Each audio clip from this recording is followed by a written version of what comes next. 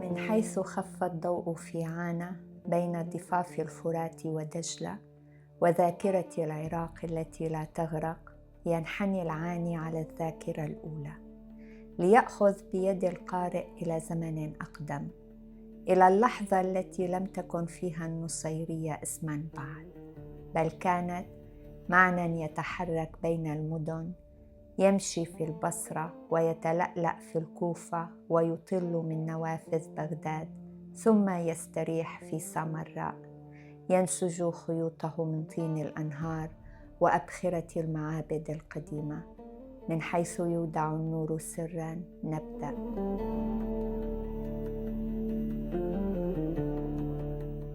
يقول العاني إن العلوية ليست مذهباً ولد من جدل، ولا فرقة خرجت من رحم السياسة، بل امتداد لسلالة الأنبياء من آدم إلى محمد، سلسلة من الكشف الإلهي المتواصل توارثه العارفون والأنقياء، امتداد كان يتخذ في كل عصر لغة جديدة، حتى تبلور بعد الإمام الحسن العسكري عندما ظهر الرجل الذي أصبح باب السر. فالنور قبل أن يتشظى في المدن كان بحاجة إلى رجل يتلقاه، إلى قلب يشبه المصباح، وإلى عقل يحتمل سراً لا يعطى إلا مرة في كل قرون. وهنا يبدأ العاني سرداً لا يمكنه أن يروي إلا بوقار. سيرة أبي شعيب محمد بن نصير النميري البصري، أول باب بعد الإمام الحسن العسكري، والرجل الذي يصفه العاني بأنه الأب الروحي الأول للعرفان العلوي بعد زمن الأئمة. كان أبو شعيب من خواص أصحاب الإمامين علي الهادي والحسن العسكري، ليس مجرد راو أو فقيه، بل من الذين حملوا سرائر آل محمد. يقول العاني: لو لم يكن ابن نصير لما اجتازت الجماعة لحظة الغيبة، ولماتت النفوس قبل أن يموت التاريخ. لقد نص عليه الإمام العسكري نصاً صريحاً أمام خاصته باباً للمؤمنين، وأمر أصحابه بطاعته والتسليم له من بعده.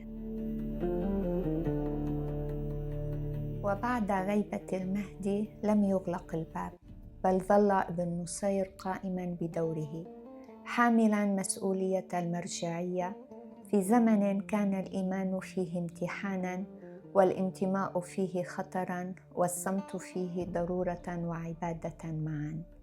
كان راعياً للجماعة، مرمماً لقلوبهم، يحمي تماسكهم في زمن فقد فيه الناس مرشدهم الظاهر. يروي العاني بإجلال: رسخ ابن نصير التوازن النفسي والعاطفي في قلوب المؤمنين، وأعاد صياغة معنى الانتظار. الانتظار ليس فراغاً بل عبادة. كان أبو شعيب يعلم المؤمنين أن الغيبة ليست انقطاعاً بل انتقالاً، وأن نور الإمام لا يطفأ بغيبته، وأن الباب ليس بديلاً عنه بل ظله، يشرح ويهدي ويسكن الخوف. ينتمي أبو شعيب إلى بني نمير من تميم، إلى أسرة عرفت بالعلم والعرفان، وقد مدحهم المنتجب الدين العاني بقصائد خالدة، منها قوله: بنو نمير رضاكم منتهى أملي، وأنتم دون خلق الله مقصودي. وفي أبيات أشهر يقول: وإني نميري اليقين ومعشري، إلى مدر الحمراء في المجد تضرب. هم القوم إن قالوا أصابوا، وإن دعوا أجابوا لداعيهم جميعا وأجلبوا. سكن ابن نصير في البصرة أولاً، ثم هاجر إلى سامراء حيث دار الإمامة، ولهذا نسبه المؤرخون إلى البصرة، فكانوا يكتبون اسمه النميري البصري. لكن البصرة لم تكن موطناً فقط، بل كانت تربة صاغت لغته وأفقه. مدينة الفقهاء والمتكلمين والنحاة والمتصوفة، حيث يمكن لروح مثل روحه أن تتفتح. يقول العاني: كان ابن نصير باباً لا يفتح على الناس فقط، بل يفتح الناس على أنفسهم. يصرح العاني أن التاريخ العلوي لا يعرف بابين أعظم من أبو عبد الله سلمان الفارسي المحمدي وأبو شعيب محمد بن نصير النميري، ولهذا أغفل الحديث عن سلمان لشهرته المتعاظمة، واعتبر الكتاب عن ابن نصير واجباً علمياً نظراً لجهل الكثيرين بمكانته ودوره المؤسس. يكتب العاني ناصحاً: أدعو تلاميذ أبي شعيب وعشاق عرفانه أن يكتبوا عنه لينصف بعد طول غياب. ويعلق العاني بأن ابن نصير هو من حفظ الجماعة من الانهيار في الغيبتين، وثبت الهوية العرفانية، وأسس لزمن سيأتي بعده بقرون. كانت دعوته قائمة على التوازن، لا غلو ولا انقطاع، بل فهم للمراتب الثلاث: المعنى، الاسم، الباب. لم يترك السيد محمد بن نصير كتباً كثيرة، لأن علمه كان علم الباب، علماً يلقى في الصدور لا في الأوراق. وهنا يصل الراوي إلى نبرة تشبه الوصية: إن ملايين العلويين في سوريا وتركيا ولبنان والعراق هم أبناء مدرسة عرفانية واحدة، ولابن نصير نصيب الأسد من هذا الإرث. لهذا وجب أن يكتب عنه بعلم وشجاعة، وأن ننصف هذا الرجل الذي نسي في زحمة التحامل التاريخي. ويختم العاني هذا المقطع بجملة شديدة الجمال: لو لم ينهض القوم لتكريم أبي شعيب لما نهضت العرفانيات في الشرق أصلاً.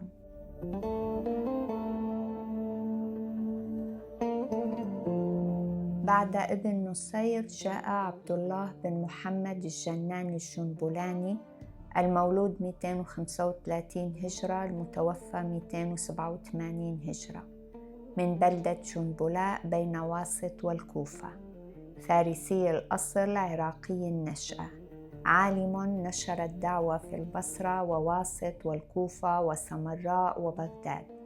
وفي عهده بلغت العرفانية العلوية مرحلة ازدهار أولى، قبل أن تبدأ محنتها، حيث اصطدمت بالسلطة مع الدول المتعاقبة، وانكمش حضورها مع القمع والاضطهاد، حتى لم يبقى من مراكزها في العراق إلا عانة، المدينة التي احتفظت بالنور حين انطفأ في سواها.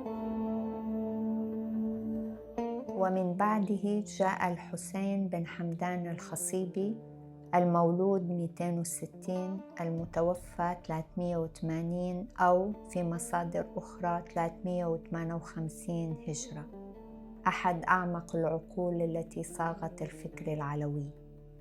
ويورد العاني ما نقله المؤرخ محمد غالب الطويل أن الخصيبي مصري الأصل، جاء من مصر مع أستاذه الجنبلاني إلى جنبلاء، ثم تولى رئاسة الجماعة، واستقر في كنف الدولة الحمدانية بين حلب والموصل وبغداد، إلا أن معظم المراجع الأخرى تقول إنه عراقي النشأة. أما أنا فأرى أن الخصيبي لم يكن ابن جغرافيا محددة، بل ابن الفضاء الروحي الممتد بين النيل والفرات، حيث يتحرك فكره داخل الطبقة الشرقية العميقة التي تشكلت فيها الهرمسية، حيث النور أصل الوجود والفيض طريق الخلق والمعرفة سر يكشف لمن استعد. لقد حمل الخصيبي هذا الإرث القديم المصري الرافديني الحراني، وأعاد صياغته في لغة توحيدية تجلوية، فجاء فكره كونياً في روحه، شرقياً في جذره، ونورانياً في بنائه. الحقيقة ليست في أصل وموطن الخصيب، بل في كونية فكرته. فأصل الرجل لم يعد تفصيلاً، فإن يكن مصرياً أو عراقياً فقد حمل في جوهره مزاجي المشرقين، نور الهرمسية المصرية وحكمة بابل وآشور وميزوبوتاميا، كأن العلوية نفسها جسر بين الواديين، ثقافة صاغها الشرق من ضوء واحد. في بغداد تعرض الخصيبي للاعتقال على يد العباسيين، وفي سجنه كتب قصيدته الشهيرة التي أصبحت ركيزة العرفان العلوي، مما يقول فيها: ديني الذي قامت السماء به حب علي وآل ياسين، حسبي بحب الوصي معترفا يوم معادي وذاك ينجيني، ذاك الذي ميزت ولايته بين نجيب وبين ملعون، جل الذي خصني برحمته في بدء خلقي ووقت تكويني. في كنف الدولة الحمدانية أسس الخصيبي مركزين للدعوة، في حلب حيث تولى القيادة بعده محمد بن علي الجلي المتوفى بعد 393 هجرة، وفي بغداد حيث ترأس المركز علي بن عيسى الجسري المتوفى بعد 340 هجرة، العالم البغدادي الذي جمع بين الفقه والعمران وأشرف على جسور بغداد، ومنها نال لقبه الجسري. كتب رسائله الناصحة ونفي الهموم بمعرفة الديان القيوم، ورسالة التوحيد التي وصلت إلينا في مخطوطة محفوظة في باريس. جعل الجسري من بغداد مركز إشعاع عرفاني فريد، وبموته لاحقاً ومع اجتياح المغول لبغداد انقرض مركز العاصمة، وانتقل بعض الأتباع والتلامذة إلى عانة وآخرون إلى الساحل السوري، فقد استشهد كثيرون على يد هولاكو. لكن النور لا يطفأ بالسيوف.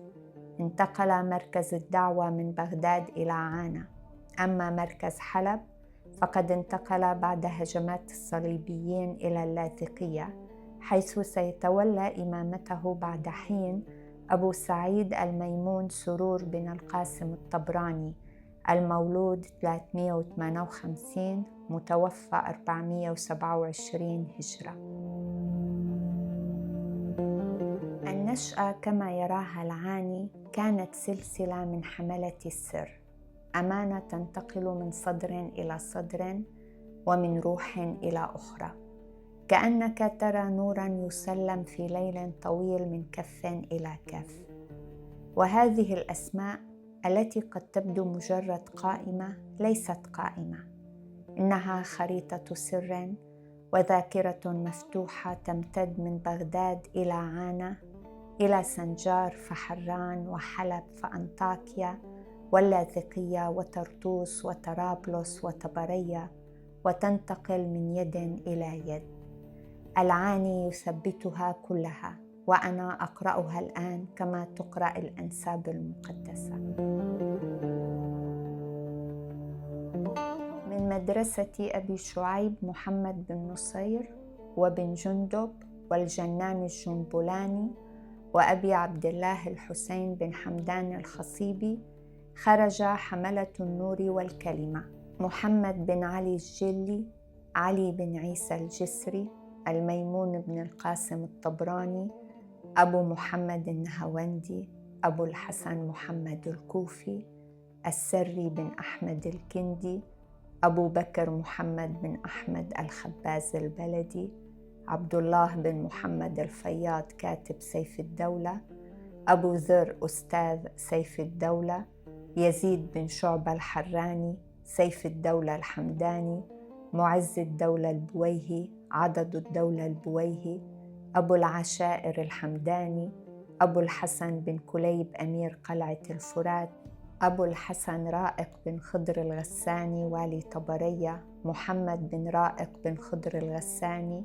بدر بن عمار والي طبرية ثم طرابلس، الحسن بن إسحاق التنوخي والي اللاذقية، تغلب بن داود العدوي، الصاحب بن عباد، خضر بن مزيد، زيد الضراب، أبو الفتح مؤمن العجان، عيسى الأديب البانياسي، الأمير محمد عصمة الدولة، الأمير ناصح الدولة أبو الفتوح، حبيش بن محمد بن جعفر بن محرز، محمد بن إبراهيم النعماني والي أنطاكيا، أبو الخير سلامة بن أحمد الحدة، أبو عبد الله محمد بن محمد المهلهلي، محمود الفراء الشيرازي، أبو المنصور بن سبع بن جنة الفارسي، حيدر القطيعي، أبو الحسن علي الأنصاري الجوهري، أبو الحسن علي بن هياج الشاعر الصوري اللغوي، حمزة بن شعبة الحراني، أحمد قرفيس العماد الغساني البانياسي العريضي،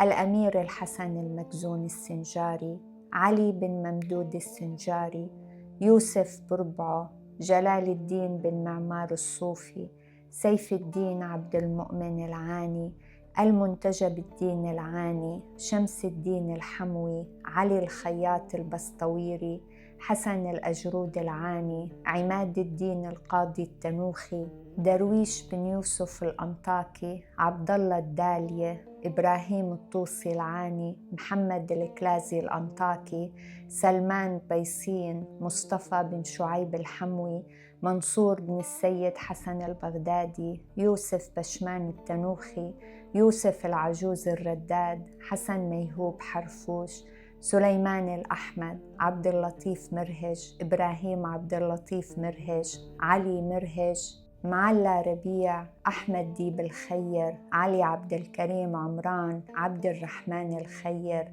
علي حسين حرفوش، صالح العلي، صالح الصالح حفيد الشيخ صالح العلي، وحيدر عبود.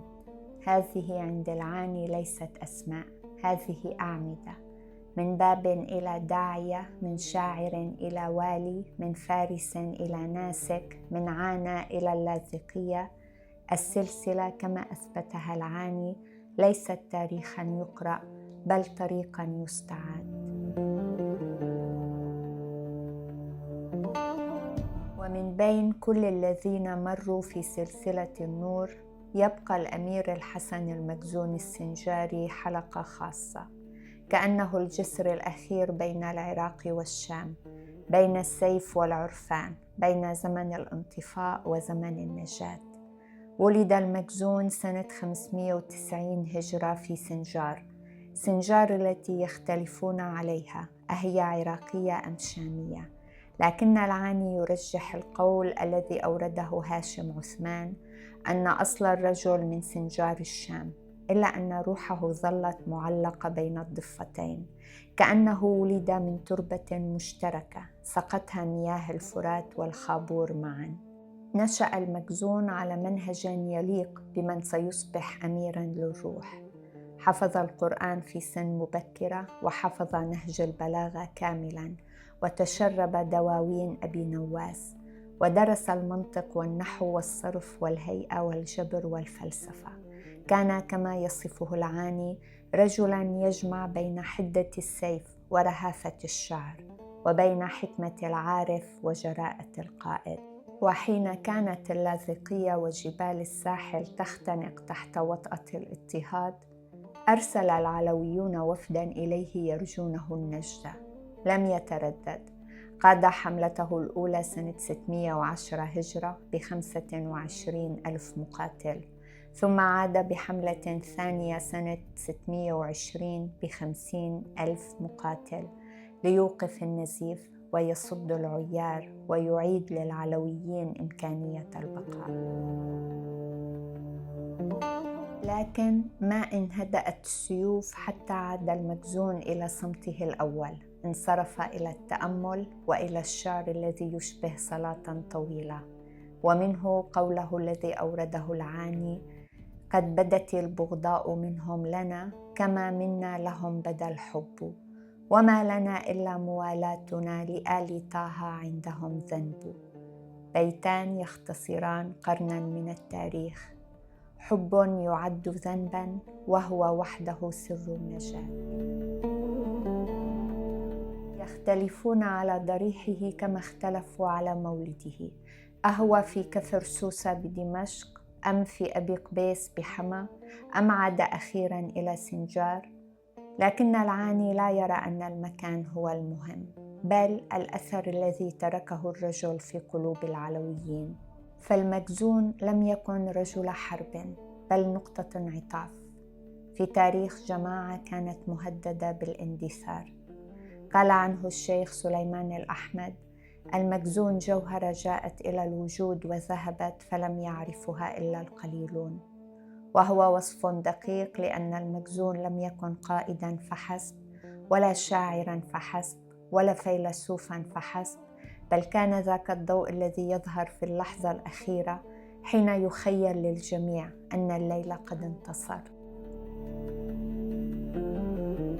ولهذا يضعه العاني في نهاية السلسلة التاريخية، لا لأنه آخرها، بل لأنه ختم مرحلة كاملة من العلويين، مرحلة الدفاع عن الوجود، ليبدأ بعده زمن آخر، زمن الكلمة، زمن العلويين الجدد، وزمن السر الذي سيخرج من عزلته بعد 1000 عام. في كل زمن هناك لحظة لا يمكن الرجوع بعدها إلى الوراء. بالنسبة للعلويين كانت اللحظة عام 2008. في ذلك العام خرجت إلى العلن سلسلة كتب حملت اسم التراث العلوي، صدرت على يد شيخ علوي سوري يدعى أبو موسى، ونشرت لأول مرة نصوصاً كانت تعد من الأسرار الكبرى في العقيدة النصيرية. في لحظة واحدة انكسر جدار السرية الذي ظل قائماً 1000 عام، وكأن التاريخ كما يصفه العاني قرر أن يجر النفس الأخير من الصمت. يقول علي جابر العاني: إن السرية لم تحمنا، بل قتلتنا ببطء. ما كنا نحميه من الغرباء صار يختنق في صدورنا نحن. ويرى أن ما حدث بعد 2008 لم يكن خيانة للمقدس، بل عودة له. فحين تكتم الحقيقة طويلا تتحول إلى عبء على أصحابها. وهكذا بدأ ما يسميه العاني عصر العلويين الجدد، جيل خرج من التقية إلى التصريح، ومن الخوف إلى الدعوة. يبدأ السرد هنا بصوت العاني نفسه حين يروي قصته الشخصية. لم يكن كما يقول من أنصار الإفصاح أول الأمر، بل كان من الذين يرتعبون حين يذكر اسم الدين في العلن. حتى صادف مصادفة على الإنترنت مجموعة من السوريين واللبنانيين يصفون أنفسهم بدعاة النورانية، يتحدثون بلا مواربة عن العقيدة العلوية، ينشرون نصوصاً ويشرحون رموزها في فضاء الفيسبوك المفتوح. أصاب العاني كما يروي الغضب والذهول معاً. كتب ضدهم، جادلهم، شتمهم أحياناً، لكن شيئاً في داخله بدأ يتبدل. يقول: كنت أرى الجرأة عليهم معصية، ثم رأيت الصمت علينا خطيئة. وبعد شهور من النقاش والمكابرة اقتنع بضرورة أن يسمع الصوت العراقي من داخل الجماعة، فأنشأ صفحة على فيسبوك اسمها الطائفة العلوية النصيرية في العراق، بمساعدة صديقه المهندس بني جابر، الذي علمه كما يبتسم في سرده كيف تدار صفحة إلكترونية، لأنني من جيل لم يعرف الإنترنت. وهكذا من غرفة صغيرة في القاهرة بدأ علي العاني أول محاولة رقمية لإحياء صوت العلويين النصيريين العراقيين. كانت البداية متواضعة، لكنها كما يقول فتحت الباب أمام من كانوا يبحثون عن أنفسهم. وبين مئات الرسائل التي وصلته اختار أن يروي 3 حكايات سماها حكايات الهداية إلى النورانية، 3 قصص مختلفة تشبه في ظاهرها الاعتراف لكنها في الجوهر ملامح التحول في الوعي العلوي بعد كسر السر.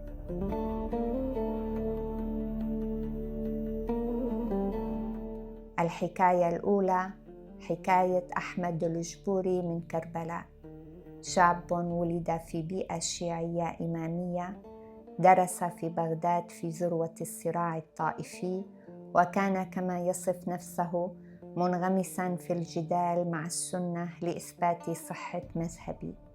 لكن في لحظة ما قال له أحد زملائه جملة غيرت مسار حياته: نحن بالمصادفة نتبع هذا الدين لأننا ولدنا فيه، هناك آلاف الأديان، فهل فكرنا أيها أقرب إلى الحقيقة؟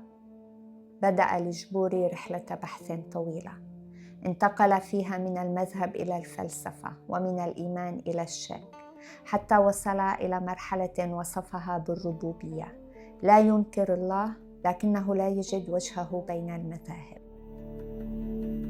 في أثناء بحثه قرأ كتاب الباكورة السليمانية في كشف أسرار الديانة النصيرية، وهو كتاب كتب أصلاً ضد النصيرية، لكنه وللمفارقة صار سبب إيمانه.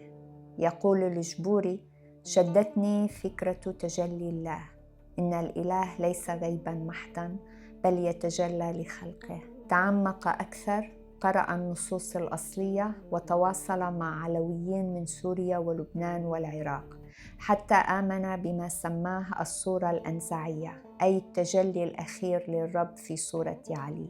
ثم شرح الفارق بين الثالوث المسيحي والعلوي بقوله: المسيحيون جعلوا الآب والابن والروح القدس واحداً، أما نحن فنرى المراتب الثلاث: المعنى، الاسم، الباب، لكل مرتبة مقامها، فلا شرك ولا خلط.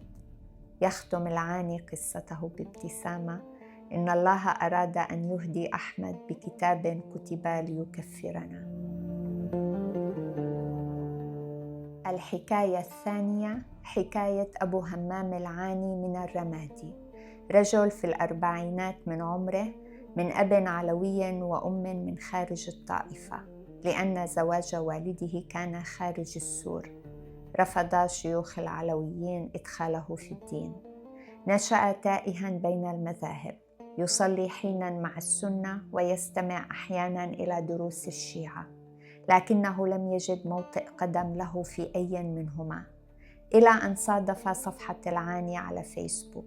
يقول العاني: كتب لي يسألني هل لي مكان بينكم؟ فأجبته: النور لا يغلق بابه على أحد. تولى أمر تعليمه أحد الدعاة من لبنان، وبعد أسابيع أعلن الرجل إيمانه بالنور الذي تجلى في علي، وقال: لقد عدت إلى دين آبائي بعد أن حرمت منه. بالنسبة للعاني كانت تلك الرسالة نقطة تحول. يقول: حين رأيت رجلاً يعود بعد 40 عاماً من التيه، فهمت أن الدين الذي نخشاه أقوى من خوفنا. أما الحكاية الثالثة التي يريدها العاني فهي من تونس، حكاية كريم العبيدي، شاب سني المولد شيع نفسه حباً لآل البيت، ثم اكتشف أن التشيع كما يقول لم يبلغ عمق مقام علي الذي قرأته في الزيارة الجامعة. في بحثه صادف كتب رجب البرسي والمامقاني وكاظم الرشدي، فانفتح على فكرة أن لعلي مقاماً يتجاوز البشر. ثم قرأ قول المرجع أحمد النجفي في كتاب التوحيد الشهودي: توحد الأحد في علي فأصبح علياً هو الأحد. يقول كريم: حين قرأت هذه العبارة شعرت أنني وصلت إلى العتبة التي كنت أبحث عنها. تعرف على أحد الدعاة من العراق يكنى بسلمان الكوفي، الذي شرح له معنى الصورة الأنزعية، ومن هناك بدأ رحلة المعرفة لا المذهب. ختم كريم قصته بعبارة كتبها للعاني: كنت أبحث عن دين يعرف الله، لا عن دين يتكلم عنه، فوجدت العرفان في علي. من خلال هذه القصص يحاول العاني أن يقول إن الدين العلوي لم يعد محصوراً في عانى أو اللاذقية، بل صار فكرة تنتقل مع الكلمات. العلويون الجدد كما يسميهم لا ينتمون إلى العائلات القديمة، بل إلى الفكرة ذاتها، فكرة النور، وهو يرى فيهم فرصة لا خطراً، لأنهم كما كتب ربما ينقذون المذهب من الانقراض إذا استطعنا احتواءهم لا طردهم. يذكر أن عدد العلويين النصيريين العراقيين انخفض بعد 2003 إلى ما بين 5 و10 آلاف فقط، وأن أغلبهم هاجر إلى سوريا ولبنان. لكن بعد 2010 ومع انتشار الإنترنت بدأت تظهر مجموعات صغيرة في الجنوب والوسط العراقي تعتنق الفكر العلوي النصيري طوعاً. يقول العاني: كنت أظن أن الطائفة انتهت فإذ بها تولد من جديد، ويرى أن الحل الوحيد لاستمرارها هو الاندماج مع العلويين الجدد والزواج منهم لإنتاج جيل جديد من العلويين العراقيين النورانيين. في هذا السياق يذكر العاني ظهور منظمة أسسها بعض هؤلاء الدعاة بعد 2008 اسمها منظمة الدعاة الجدد للنورانية، مقرها الافتراضي في أوروبا، يقودها رجل يعرف باسم أبو مقداد من جبل محسن في لبنان. تتبنى المنظمة مبدأين واضحين: أولاً نشر المعرفة العرفانية باللغات العالمية، وثانياً الابتعاد عن السياسة والطائفية. هذه المنظمة ترى في نفسها حركة إصلاح داخل المذهب لا خارجه. ويكتب العاني عنهم بتقدير حذر: هم لم يأتوا بدين جديد، بل أعادوا النور إلى لغته. لكنه يضيف: كثير من مشايخنا ما زالوا يرفضون الاعتراف بهم، ولا يدركون أن المستقبل إن كان لنا فسيكون بيد هؤلاء. من هذا المنعطف يفتح العاني نافذة على المستقبل، يتحدث عن الخطر الأكبر: الانقراض بالانغلاق. يقول إن التقية لم تعد وسيلة للبقاء، بل أصبحت سبباً في الذوبان. فحين نكتم أسماءنا يكتب الآخرون تاريخنا نيابة عنا، ويرى أن الوقت حان لرفع الكتمان، لا لتحدي أحد بل لتصحيح الصورة. يكتب: العلوي العراقي اليوم يعيش في وطن لا يعرفه، ولو سألته الدولة من أنت سيجيب: أنا سني علوي بالوراثة. وهذه مفارقة لم تعد تحتمل. في نهاية السرد تشعر أن العاني يسلم الراية إلى من بعده، فقد بدأ من مدينة غارقة وانتهى إلى شبكة عالمية من المؤمنين الجدد، من ضفاف الفرات إلى فضاء الإنترنت، ومن السر المكنون إلى العلن الذي لا رجعة بعده. يقول: رغم غرق عانى إلا أن الجماعة لم تغرق، بل تعلمت أن تسبح في الماء المفتوح. بهذا تنتهي رحلة هذا الجزء، رحلة بدأت في البصرة وسر من رأى، وانتهت في فضاء مفتوح لا حدود له. في الجزء القادم وهو الثالث والأخير سنترك التاريخ والرجال وندخل مع العاني إلى ما ظل محجوبا لقرون: ماهية الديانة النصيرية العلوية نفسها، الأسرار والطقوس والرموز. فوراء التاريخ الذي سردناه هنا عقيدة كاملة من النور. كان هذا بودكاست العلويون سرد لم يكتمل، وكانت معكم الدكتورة هيلين عباس، وفي بعد آخر آريا ستارك. من حيث يودع النور سرا نكمل.